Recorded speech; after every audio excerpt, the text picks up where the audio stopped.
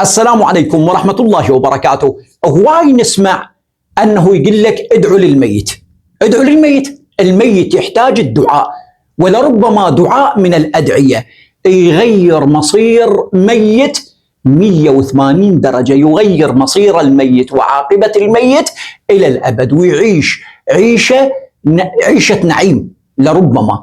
وحسب هاي القصة اللي تروى أنه أحد الأبناء مات أبوه، فيستحي أنه ما حد إجاه ولا حد عزاه ولا أحد وصله، لأن أبوه بين قوسين كان مو آدمي، أبوه مو آدمي، شراب عرق سكير، ما حد وصله. المهم سمعته مو طيبة بمن؟ بالمنطقة، فأراد واحد يعاونه كذا، ما حد. شال أبوه على اشتافه، رواية تقول جر جار، شال على مطيء، المهم وحده. بالطريق وهو راح يدفن أبوه تلقى رجال كبير أعرابي على قولتهم، رجال كبير يرعى بالغنم. فقال له ها أبويا شو وحدك؟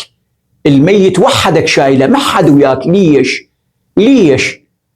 سكت، استحى. شي قال له ما عندي أحد. زين، فهنا قال له أبويا دعاوني على دفن أبوي، حفر وياه وعاونه، ظل يحفر وياه إلى أن دفنه، وصلى عليه ودعا دعاء وخلى وراح في مال الله.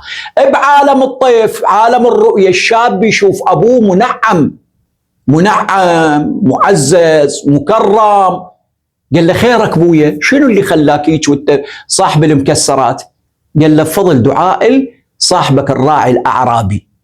فهذا صبح الصبح ركض فر البيداء من أجل يلقى ذاك الراعي. لقى الراعي، سلم عليه، قال له أقسم بمن تقدس، أقسم عليك بمن تقدس أنه شنو دعيت لأبوي؟ قال له أبويا أنا ايش دعيت لأبوك؟ الله خاطبته عز وجل، قلت له إلهي أنا كريم، أنا طبعي كريم، وإذا إجاني خطار أكرمه، وأنت أكرم الأكرمين يا رب، وهذا اليوم ضيفك وخطارك. قال هذا القضية. قال له أنت غيرت مصير أبوي كان كذا وكذا وشفته كذا وكذا. فهذا عيوني أثر الدعاء. لا تستهين من تدعي لك الميت، أو تطلب من الخيرين يدعون الميت، أو تروح على قبر آبائك أو أبنائك أو أحبائك وتدعو لهم. الدعاء يغير المصائر. إذا كان دعاء من قلب مؤمن مطمئن مفوض أمره لله، ويعلم أن الله أكرم الأكرمين. نسأل الله بحرمة محمد وآل محمد أن يمن على موتانا وموتاكم بالرحمة والعفو، وأن يدخلهم فسيح جناته، وأن يرزقنا دعواتهم، ولا يحرمنا شفاعتهم وشفاعة سادتهم محمد وآل محمد إله الحق آمين. لا تنسون والدي من خالص دعائكم، والسلام عليكم ورحمة الله.